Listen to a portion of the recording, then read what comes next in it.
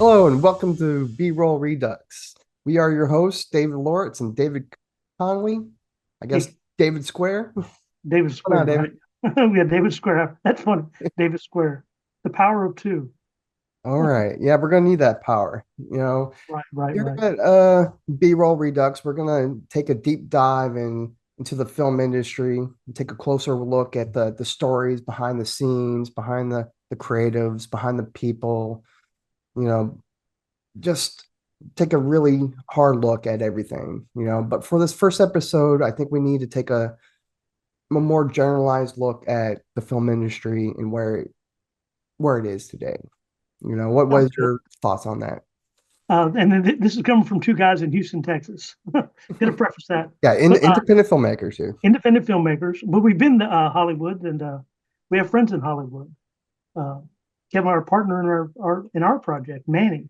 Well, thanks. Yeah, I think this is a good idea to talk about the film industry. I think it's in a state of flux.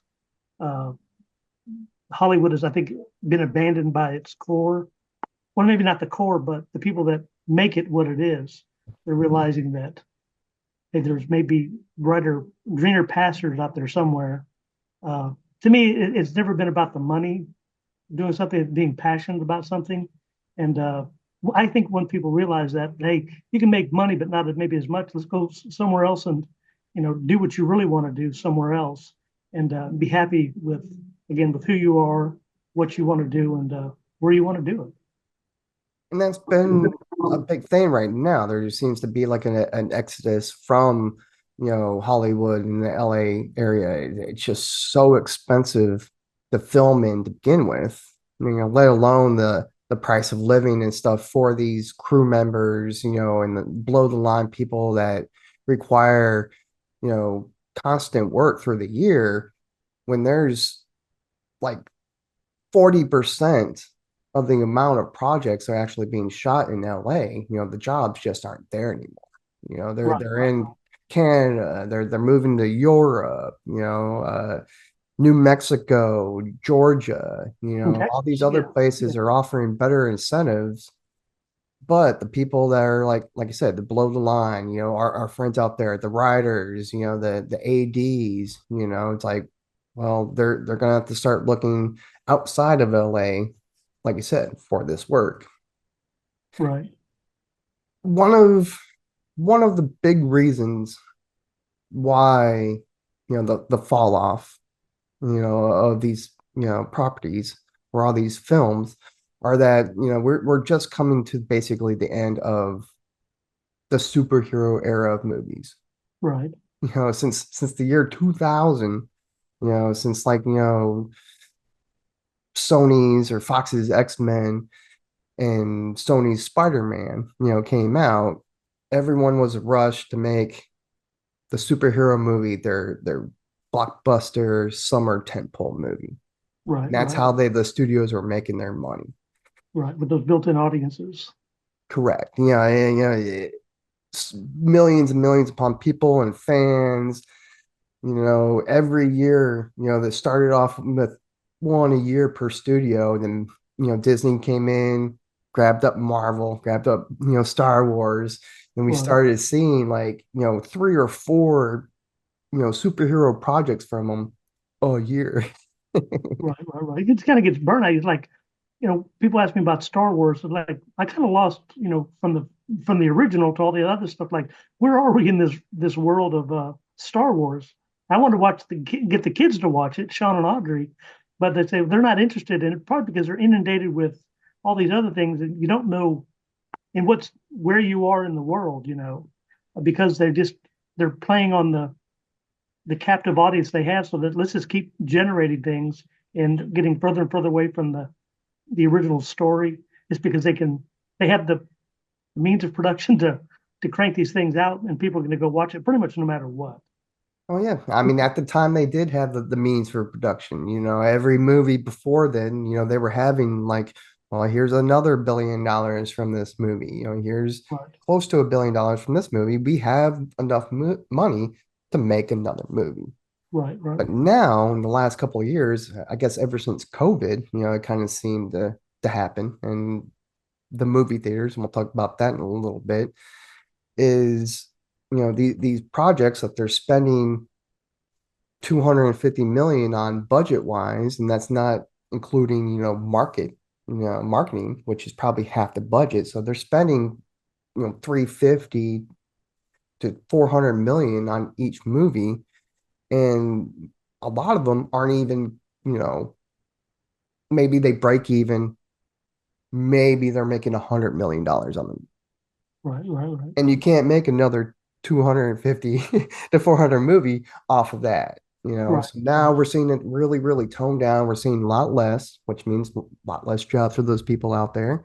right, And is it fatigue? Like you said, I mean, a lot of people, yeah, I feel are gaining fatigue from the superhero genre. The stories are more and more divergent from the stories are actually what, are written in the right, comics. right. What Stan Lee wrote years ago, all these great comic books. It just like it's chasing the almighty dollar is what it is, and it's sometimes it's a good thing, but sometimes it's not a good thing. You have to stay true to the art form, and I think they're just throwing good money after bad money just to get people in the seats no matter what, to make sure that they have jobs. The above the line people and the studio execs have the money. Um, you know, it's a power play, and kind of forget where what it's supposed to be is entertain people, not bore people to death with superheroes. Like, hey, isn't that the kind of the same guy? It's a storyline from the theater across the hall. What are we doing here? And they're not listening to the people; they're just looking at the numbers. I like to reference Maria was when she was at Rice. She took they had the Harvard uh, business review papers, and they're talking about sequels. Will sequel make money?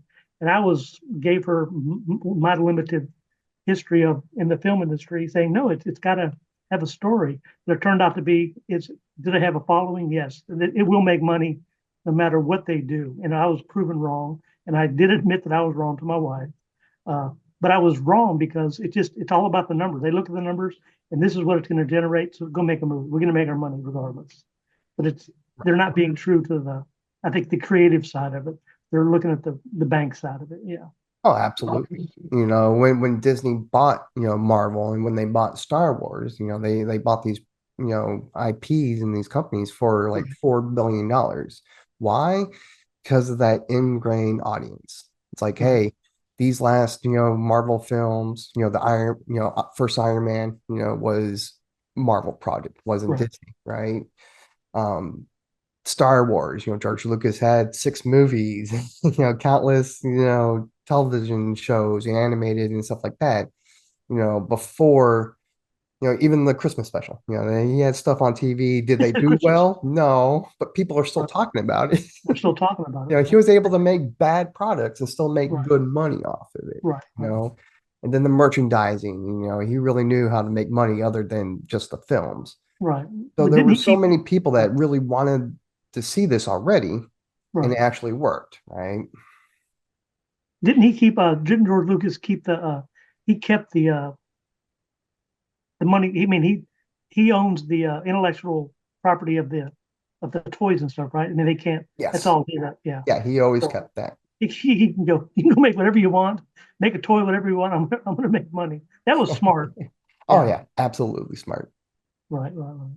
So now that everyone is trying to figure out how can we keep or now the ingrained audience isn't enough, right? Right. These movies aren't making what they used to. They're trying to modernize it for modern audiences, which I don't have a problem with if it works. Right. There's a difference between some agenda, driven material and stuff that's like written for modern audiences. Right. Modern audience projects aren't bad. It's usually the writing that Right. suffers, right? Right. Um, and when you have a project that you don't put in as much care and effort, George Lucas put in so much care and effort in his product. He watched every single aspect of it. So when he came out with the Phantom Menace and the prequels, even though people were very, very, very critical of those, a lot of Right, people said they hated the movies. Now they're more beloved than definitely the sequels that came out, 10 years ago. And right, people are looking at it, it's like, okay, maybe we were wrong about George. He just made what he wanted to make, right? right, And they made money. He made money off that. right, They didn't do bad. Even though people were so critical of it, it still made money. But right, nowadays, people are being critical of the films and they're not making money. right. So I think one reason why is we're being inundated with information, bombarded. I mean, look at TikTok. I have to tell people I'm a 60-year-old man who's addicted to TikTok. There's a lot of good content out there that say, hey, I can go somewhere else and get something that's really for me, and then going spending $10 on a ticket and have to sit in traffic and all those things that go along with it. That's what we we're talking about in our pre-production meeting. The streaming, how is the streaming affecting these huge studios where content creators can shoot something with an iPhone and put it up, and it's good content. But then again, they run into the same problem that you and I have and Kevin have, is how do we get it out there? We have a great project with Manny, but how do we get it out there without that marketing budget, without the means of distribution, to get it out there, without having to pay to play, it's tough. I mean, like you said, 50% of our film's budget is marketing. That's one thing that we didn't do with Manny. We were more, we didn't, I say me, us, we didn't think that we needed to do the marketing because we had the greatest things in sliced bread when we went to the film market. That was a real awakening for me. Like, yeah, I thought we had the greatest thing. We do have a good story, but it needed something. We suffered a little bit in production value, so we couldn't get those distribution deals. I mean, we did have one offer for distribution on cruise ships, but it paid like pennies for like 7 years. I think, well, that doesn't sound very good, but it was flattering nonetheless. And but it's hard to get it out there. That's why I think these studios, they crank out, it's just like a printing press, the old mimeograph machine, just cranking out movies. Are they going to go see it? Put Star Wars on it or X-Men or something, and they're going to go see it. We're going to get their money. They might not like it, but the studios don't care. They have the money, and enough people are not talking about it to make it an effect on what they're going to crank out the next time. So, or they can just squash the dissent. Or it's a big mess. Yeah, but The studios are still vying like what to do next. right. I mean, even some of their projects, they'll spend what was that on Batgirl? They spent $90 million on that. It was a finished product, and they just They now show they shelve it. they show We're they gonna take take the the they tax take the credit. We're tax gonna take yeah a take the tax tax cut for it. yeah the loss on it, yeah, and that's unfortunate because I want to see Halle Berry in a cat suit. Well, I mean, we saw that. Well, That was like, that was early 2000s. That movie came out. It's probably which one's Batgirl? I'm getting confused. Batgirl. Man, I There's can't Alyssa, remember the what's her actress name? name that was in it. Silver, what's her name? I can't From remember her Clueless, name. the blonde. Well, she was Batgirl in the Jerry Bruckheimer movie, Oh, I don't know. the ones with the bat nipples. Oh, I think I'm the only filmmaker in history that doesn't watch many movies. I just like making them. Well, they're That's the really old movies. That's the problem with nowadays. It's so hard to find something that's really good quality nowadays. right, And right. that's one of the reasons why streamers are actually doing really good because if you There's look nothing at the out there. streamers charts, it's not like new stuff. They're on the top charts. Right, It's Seinfeld, it's Friends, it's all right, these things that came out decades ago right, because people aren't impressed with like the new films or new TV series that are actually coming out. right. We know Audrey. She's 19. She's in college now, and I'm giving her movies to watch. Fast Time to Ridgemont High, The Shawshank Redemption, all the good stuff out there. Porky's 1, 2, and 3. They're crude, but they're good movies. And they have some redeeming social value. But those are, she has a list. Okay, I'm gonna just download from my playlist. Matter of fact, I showed Sean, who's 15 now, and he's coming to his own. I said, why don't we watch California or True Romance? He goes, I'm not watching those dumb movies. Dumb movies. These are great. After we watched 21 Jump Street, the movie, I said, oh, I don't want to watch a movie with sexual references and drugs with a 15-year-old boy. You know, I mean, true romance is one of those that have those deceptive titles. You know, if you tell someone who doesn't know anything about the movie, you say, "Hey, right, let's watch True Romance," right. and they have no idea what the movie's about. And it's like, No, well, it's not a romantic, it's not a it's not a rom com or anything like that. it's You a know, I great think it movie. was written by like Tarantino, right? You Right, know, Tarantino wrote it. Yeah, yeah. it's got Christian Slater in it. You know, it's Patricia not, Arquette. it's a misleading title. Right, and what's his name? Christopher Walken. Yeah, Oh my God, Gary Oldman. I mean, that's a great movie. And James Gandolfini, he's in it. people are still talking about that movie now. Right, You right. know, and Speaking a of lot of the Gandolfini, movies nowadays, people are not going to be talking about no, look at Pulp in 10 Fiction. I years. mean, it's still look at Pulp Fiction. Uh, and Gandolfini was in. What's that movie? He was in The Mexican with Julia Roberts and Yeah, Brad and Pitt. Brad And Pitt. Yeah. another great movie that you don't hear anything about. Or well, one of my favorites is Heat. But yeah, there's so many good movies out there. Those are the type of movies I like. Where you just yeah, but Well, I want see, my kids to know.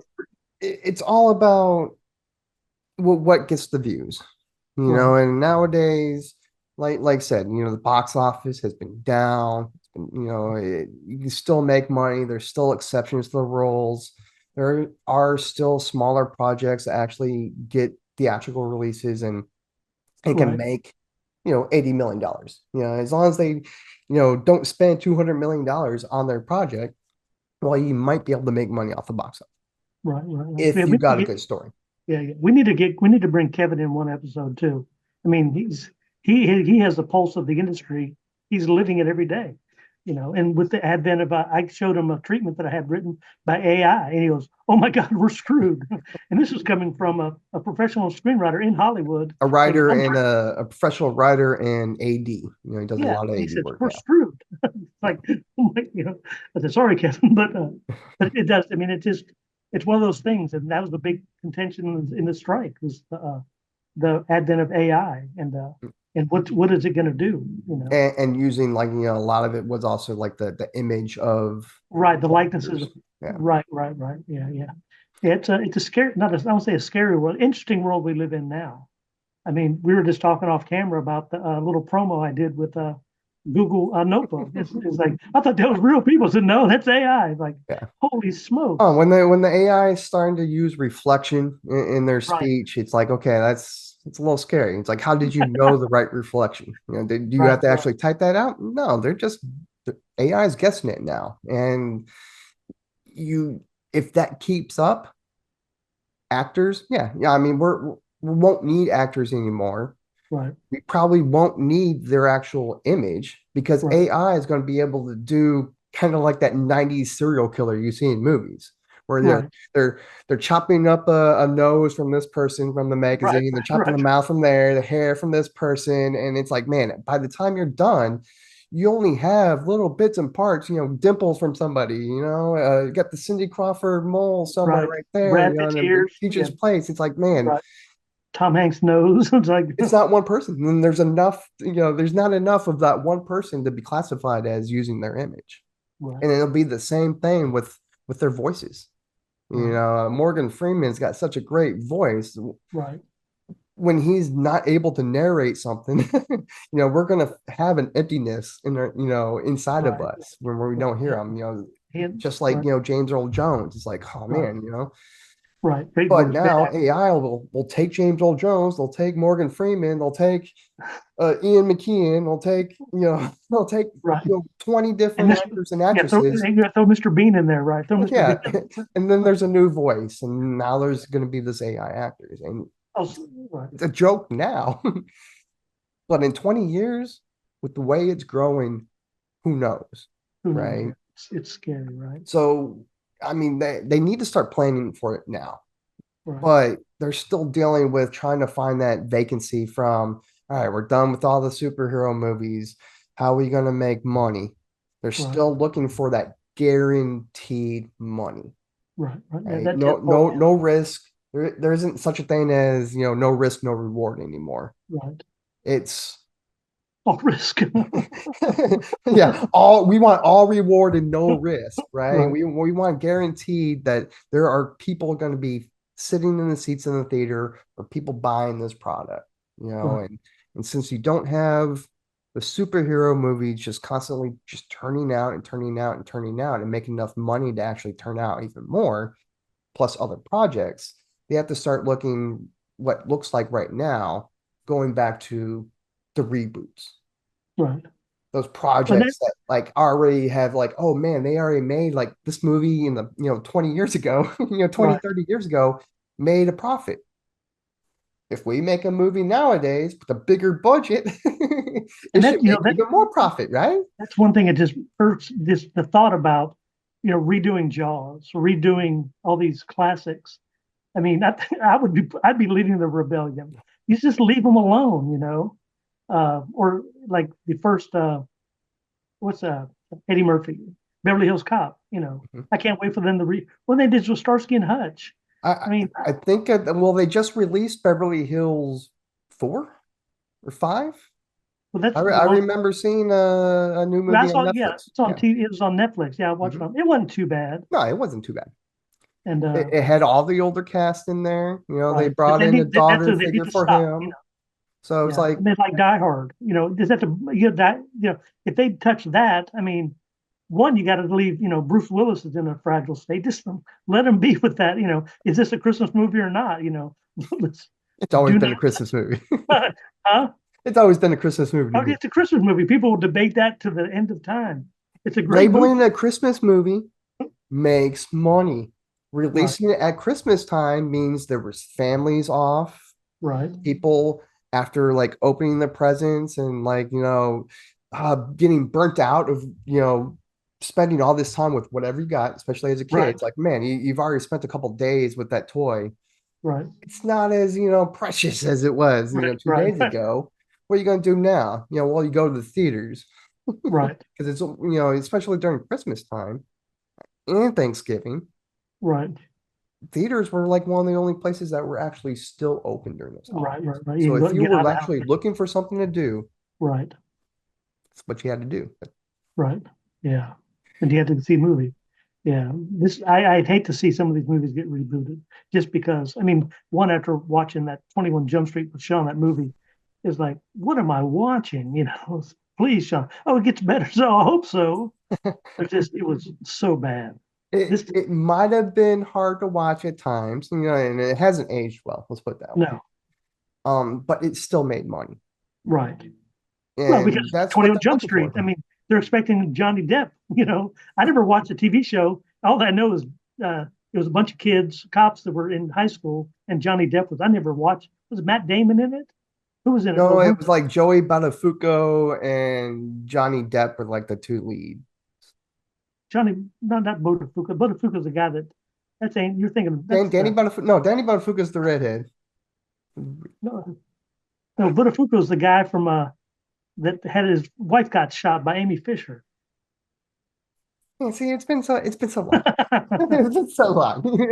I'm gonna just leave him All I alone. know is I remember seeing him in a lot of things in the 90s. He always showed up on series. He always had steady work, but Let's, let's put a he note didn't have a Johnny Depp career, let's in put the it that way. credits. Yeah, let's put a note in the credits. But this is the name of the actor. Yeah, And we'll put it up. We'll find it somewhere. speaking of Jonah Hill, what's that movie he did where he plays the arms dealer with the other guy? What's the name of that movie? Arms dealer? Yeah. Well, anyways, he I mean, he was in Wolf of Wall Street, if Wolf of that's what Wall you're Street. There's talking about. another movie. The movie about the arms dealer. Anyways, but in the movie that Sean and we watched Superbad after that for like 5 minutes. I said, no, turn this crap off, Sean. But he was almost driving the same car Jonah Hill was in that movie where he brings out the machine guns and starts shooting up the neighborhood. I thought it was kind of fun. Anyways, Well, you but got to those reuse that stuff. Well, so not all the projects that were made, 30 years ago are going to do good. Not all of them actually need to be rebooted. I mean, the latest ones I saw, they're actually rebooting, and it's a movie that I actually kind of enjoyed. I saw it when I was young, on vacation with family. Cliffhanger, decent right, action movie. It was a summer movie, of course. We were on right, vacation. Um, but it back then it probably made, like I said, that 25-80 million dollars in between that right. range in Well, profit. Stallone was hot back then. Oh yeah, I mean that was the time when when Stallone and Schwarzenegger were going after right. each other, it's like who's Yeah, got they the were better action movie, right. Other than what's that one with where he was a cop, Cobra. Okay. Well, I mean, then there was that story with like throw mama from a train. I mean, I Oh, watched that. that's a I great enjoyed it. movie. It's a great movie. I mean, Danny DeVito. his mama was the mother in Golden Girls, right? Isn't No, that who no, played no, his mom? no. That was Danny. No, that's Billy Crystal and Danny DeVito. Billy Crystal and Danny DeVito. Throw Mama from the Train. You're thinking of something else. You're No, I thinking. think that was something else. We're going to have to You're look thinking. into that one. We'll look into that one. We'll have to put it Yeah, on our list that's of a what great ones we movie. Throw Mama from the Train. Oh my God, Billy Oh, Crystal. stop! Stop or my mom will shoot. Yeah, stop for yeah, yeah, yeah. There you go. Yeah, Yeah, you're right there. yeah. Yeah, yeah. That was that. Yeah, I think that gun was bigger than she was. So I have to yeah, I know. mean, these are great movies, and like I said, I mean, we're laughing about it, and we're like, man, it was an enjoyable time back then. Right, right, right, Do they need to remake it?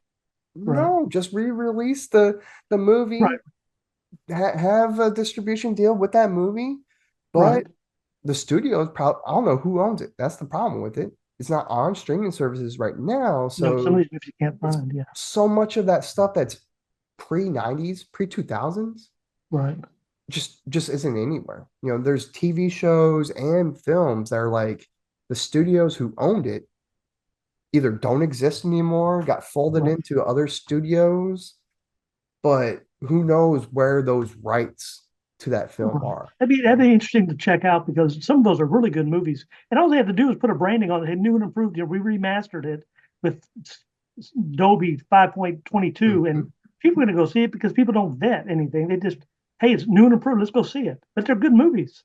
They're Yeah, great movies. upscale it to 4K. Right. If you want to try to give it a theatrical release, I mean, a lot of these have digital projectors. It's Right. not like the old days where it's like, man, we need to send this theater film Right. strips. Right. Right. Because Right. that costs a Digitized. lot of money for the film Right. strips. When we went to Right. digital, it's like, man, these movies could save a lot of money. Right. Just throw in a DVD player and put it on a big screen. Hmm. Yeah. Oh, speaking of another movie, Bowfinger, Steve Martin and Eddie Murphy. That's the movie that got me wanting to make a filmmaker. I love that movie. And I thought I heard at one time they were thinking about doing a sequel, but I Really? don't know if Eddie Murphy wanted to do it. And they were saying the right things. It was like, well, we can't do the sequel without Eddie Murphy. Eddie Oh yeah, Murphy was Bowfinger. you know. that's a great. Do I think the same thing about Stallone and Cliffhanger? No. And the I read the description. You go on IMDb and look, you can see the description for the new Cliffhanger. The story sounds okay. It sounds Right, good. It sounds like it's going to be a good action film. It I don't think it needs the Cliffhanger title thrown on it. And right, then especially because you think doing it's just going to like, oh, everyone who loved the first Cliffhanger should love this movie.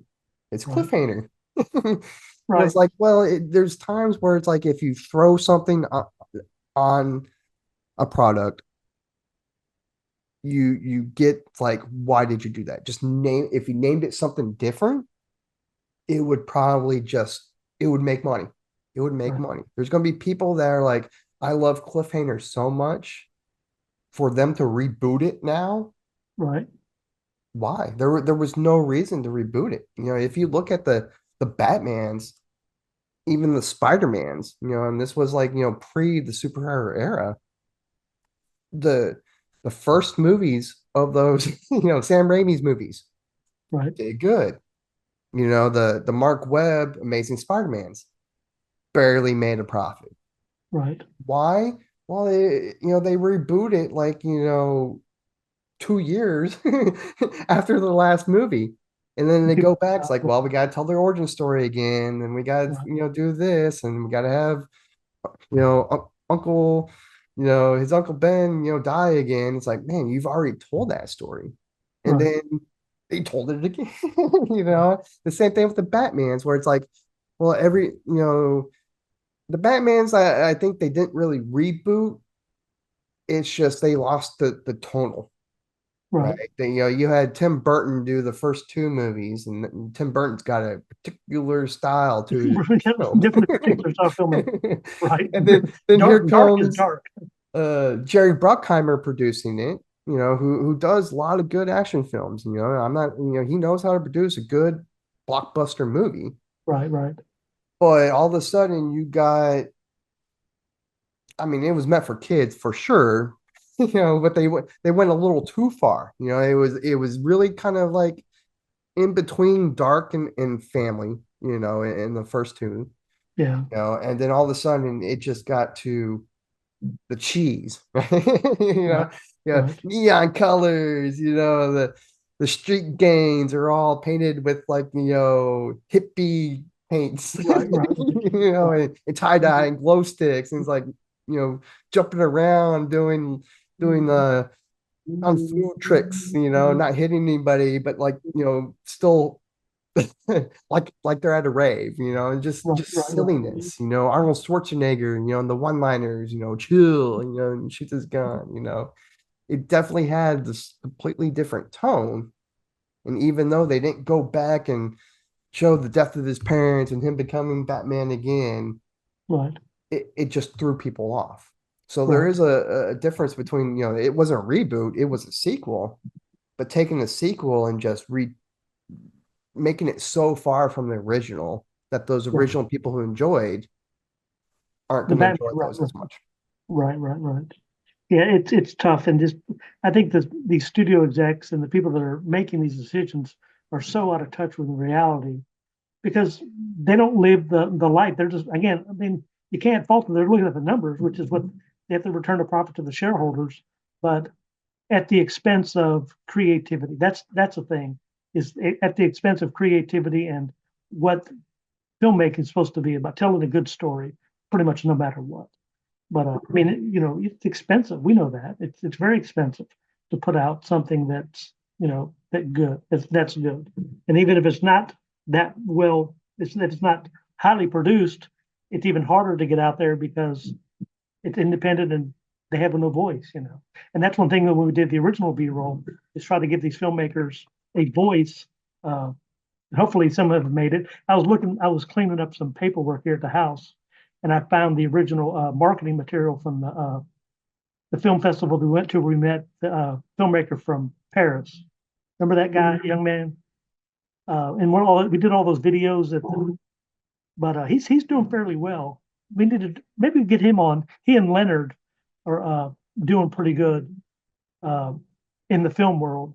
Uh, what's that guy's name? But anyways, you'll remember. We'll bring it up later and bring him in because it's tough. It's so hard, and there's so much good content out there. You just have to get it out there, and they're happy, showing it to their friends and family. But I think it deserves a wider voice, a wider audience. Yeah, and anything we can do to That's the help. problem, I think, nowadays is like it's easy to just get something out there. It'll put it out there, but no one has a chance to actually see it. Like Right, anyone can right, post something to YouTube or post something to social media, but unless you have that marketing or the people followers. actually promoting it and Right. getting driven to there, no one's ever going to find it anyway. No, they're being fun. So I mean, even like the Amazon, I think that's almost even a better way to go because you can try to sell your project to Amazon. At least they're going Right, to probably do something with it. right, right, right. I mean, yeah, you're making pennies per Yeah. view, but I mean, it's still say, hey, my show's on Amazon, go watch it. How much you making? Well, not much, but at least Yeah. people are seeing it, and you Yeah. never know who's If it's going a to good watch it. if it's a good product, it's a good product, right? Right, right, So now let's talk about streaming. That is one of the things that are actually killing theaters. The one of the current things that I've heard from the streaming world is, or one of the big news, of trying to save the theaters or trying to get that theatrical money would be right, Margaret Robbie. Margaret right. Robbie's new project, Wuthering Heights. She sold it for $80 million to HBO for a guaranteed theatrical release. Netflix was offering her $150 million. So No, that means $70 million has to be made from box office. right. Wuthering Heights, based on a book. I do know they've made other projects of this before, so I don't know if you can classify it as a reboot, Right, but it is a project that's like, okay, it's got some form of fan base to it, right, So I mean, most projects are going to be that. The time of new creative projects, right. aren't going to be as much, right? So do you think it's a good structure to actually continue to go for that box office money, or go for that guaranteed? It's like, man, $150 million. Your movie's already made $150, 150 million, and you haven't even made it yet. You have to Right, make the film, but you've already made some form of money towards that goal. right.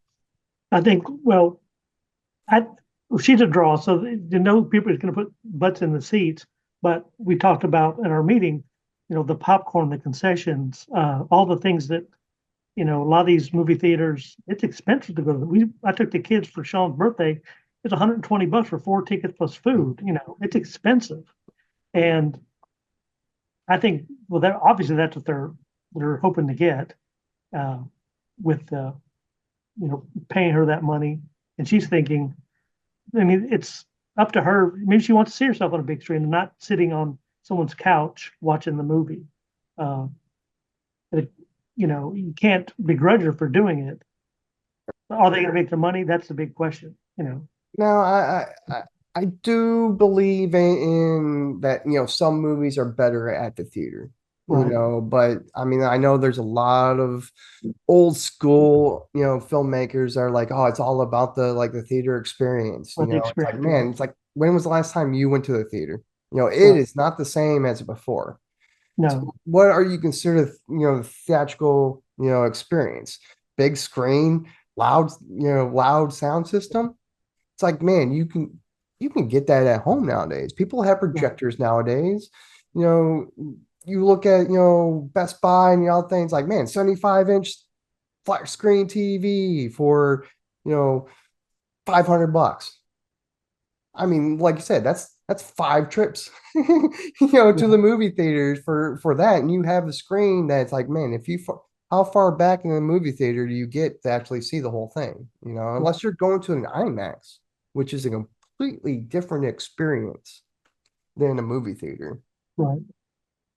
All right, so these filmmakers, they still want that, theatrical release because they're looking for that box office money, because the way that they actually make money from the streaming services isn't guaranteed to them. The days of residuals, are basically over. When Right. DVDs were out here, it's like every DVD sale, people were making money, Right. from it. Right. Actors and people that have points on the back end, producers, every time a show was shown on TV, in syndication, people were getting residuals. Right. Nowadays, it shows on streaming. Man, that 150 million that Netflix offered for Wuthering Heights, well, that's what would would count as that. That's where all those residuals are. You don't get the residuals every time it airs or stuff like Right. that. You get a lump sum at the beginning. And if Right. you're not a producer or have points on the back end, you're not going to see any of that, $150 million. Right. And that's kind of like, well, the tail wagging. I mean, the people in control are. It's their it's it's tough. What do you do? You take the money and run. I think that's what she's doing. And but we got to find out what her motivation is to why not take the $170 million. Does she want to be true to something? I don't know. But Wuthering Heights, I mean, I have no idea what this movie is about, but it doesn't sound like something that you need to watch on a big screen for explosions and the theatrical experience. But leading to that is I had my rideshare company, The Helpful Humans, and my tagline is connecting people in a connected world.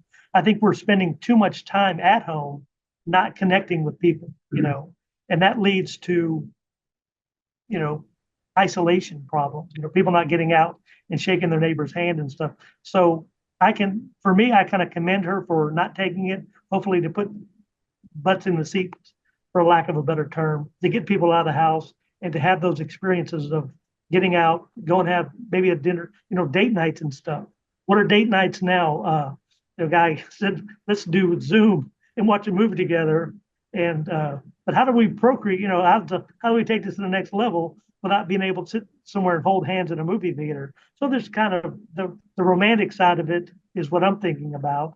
Uh, but of course, that's just me. But I'm old school. There's a Well, new way. the film business was a romanticized business back in the Right, day. right, right, Nowadays, like we said before, it's like, man, that has gone to the wayside. It right, is all about the green. They are just all about one thing and they don't care about anything else, right, you know. And the streaming services, I mean, they were able to creep in and start taking all this money just because they offer whatever you are looking for. right. Well, There it's is on, something you yeah, can an follow. unmet need that was met. Is what was it? Uh, Netflix started out with DVDs and delivered them to your home, and that didn't last very long. The DVDs didn't last long uh, because they just saw that an unmet need. Uh, and what drove that need? Was it the high ticket cost, or people not wanting to go to the movies, or the lack of variety? Right. I mean, I have like 200 DVDs down there that we don't watch, but I could start my own streaming service just with that. Old I movies. mean, yeah, you were saying it's like, I mean, back when I was a kid, there was a dollar theater. Right, You right, usually take it. Every ticket that you bought was $1. You didn't have like the newest movies, right, but they had about 10 to 15 movies shown at the dollar theater, and there was a variety. My parents went to movie Tombstone. right, Kids went to Teenage Mutant Ninja Turtles. right, right, right, And we spent, $4 on movie tickets. We had enough money to buy some popcorn. right, right, right. You And know, again, it's all about that experience, and you don't get the same experience watching it at home. I mean, yeah, I mean, when I'm washing dishes or cooking dinner, I have Netflix on Netflix with Seinfeld going just to have that noise in the background. But if I'm involved in something, I need to stop and sit down and watch it. But am I going to do it at home or at the theater now? Because I don't want to go out. Um, well, now, if you're watching it at home, you can just pause it and go to the restroom. right, right, right, How many times have I been at a movie theater and it's like, man, I don't want to go to the bathroom because I was right, watching right, something good. That hasn't right, happened in a long time. It's like, man, this movie's not that great. Yeah, I'm gonna go. I'm gonna go right, use the restroom. I'm gonna look around, see what else is right, playing. Run into someone, have a conversation. It's like, well, I don't have to say. It's like I'm actually in the movie right now. It's like I don't have to do that. right, You know, it just seems that the streaming services give you a better experience right, for how how life is nowadays. right, It's like if you go to the movie theater, it's not a hassle, but it is more of a hassle nowadays than it used to be. right, right, right. Well, And the time that it's experienced, like when Lord of the Rings came out in the theaters and in the early Star Wars, and you had hundreds and hundreds of people all in cosplay and fans, and they're waiting in line outside right, that's wrapped around the whole place. You don't get that nowadays. right. Yeah, you don't get that. That's the experience that movie theaters used to have. You Right, used to see the Chinese theater in LA, and it's like it's got people waiting to go in there. right, Now it's like, man, they're just Netflix is like renting it out to show their one movie that they need to have want for Oscar bait. It needs to right, have right, theatrical release, so they just gonna put it on there. right, it right, right. Well, it's speaking of not as what Netflix, they it used to be, that that romanticized experience and right, community. Like I said, you're gonna wait in line. You're there 2 hours before the movie starts to make right, sure you get a seat when it's that busy.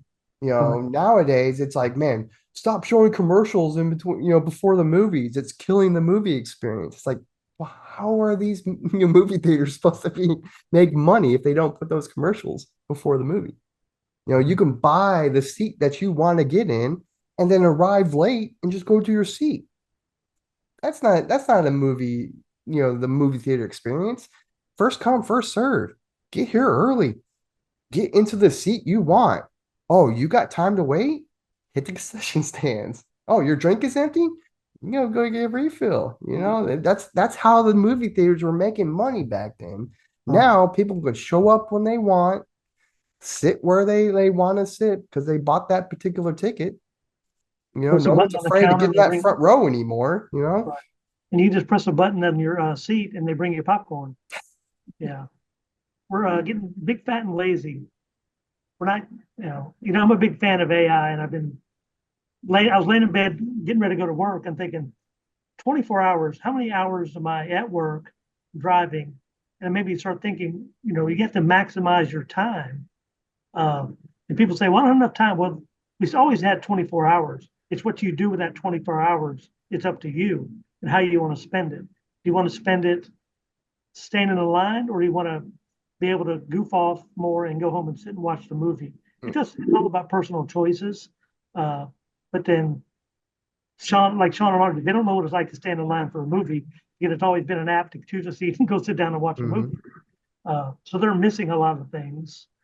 No, But just the human connection, like you said. You stand in line for an hour, you're going to talk to the person in front of you, the right, person right, behind you. right, connecting people in a Yeah. connected world, right? Getting to And know your because you're in neighbor. the same line watching the same movie, you Right, probably have a shared interest. right, right, right. And I think that's what we're getting away from. And it's not a good thing. I've been reading a lot about the Neanderthals, and the Neanderthals stayed to themselves. And I've been using Chat GPT to get a correlation to, are we set it the same way? And it came back. That's a very interesting thought. But that's why the Neanderthals went away, because the Homo sapiens were just like living down the street, but the Neanderthals stayed to themselves, and they went out. There was some commingling. We all have some Neanderthal in our DNA, but they didn't go to the movies. Hey, that's a good tagline. Don't be a Neanderthal. Go to see me. Go see Manny at the theater, right?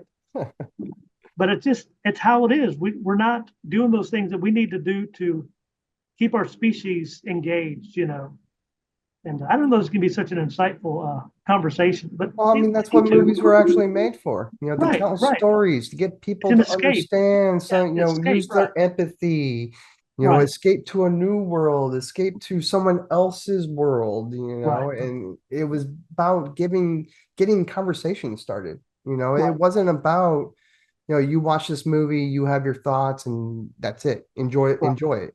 right. No, it's supposed to start a conversation. It's supposed to like, what'd you think? Oh, you thought that way? I didn't even think about it that way. I thought Right. it this way. They didn't think about it this way. And something else, comes up with it. It's Get a art. conversation. Yeah. No one looks at a painting and feels the same way. No one should look at a movie and feel the same way. Right. And Right. if we That's don't have the interaction with each other, if we're all sitting at home, streaming, all we have to do is, I guess, get online, get on right. TikTok, make a TikTok of Right. like, Right. this Right. movie, you like it or not, or get on Twitter, and say our thoughts.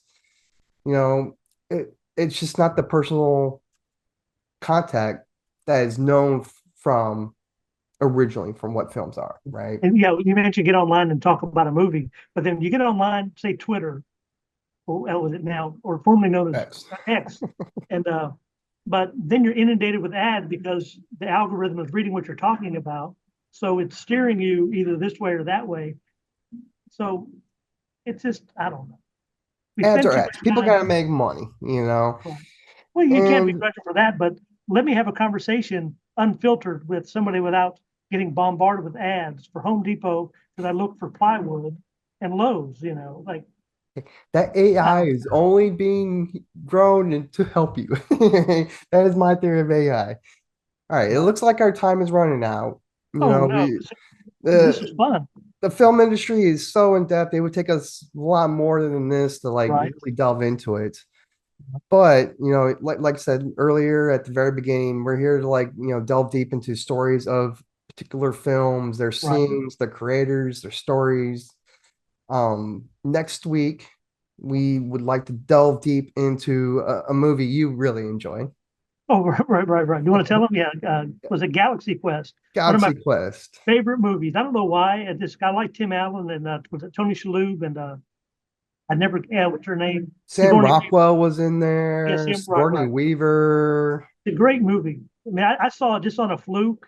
I don't know where I was traveling, I think at the time when I saw it, like, what is this crazy movie? And it's a really good movie. And it kind So of it touched its heartstrings. wasn't a reboot. No, I did hear that there might be in talks to make no, leave either it a alone. sequel. I Leave think it they're talking alone. about a sequel because I think Tim Right, Allen is still kind of like connected with the project. right, Um, but it's one of those where it's like based on Star Trek popularity. There's right, right, fans in the Star Trek world. It's like, well, what do we do? Let's make a comedic Star Trek film. right. Yeah, it's a So great movie. that this is how people should look. It's like don't make a sequel, don't make a reboot.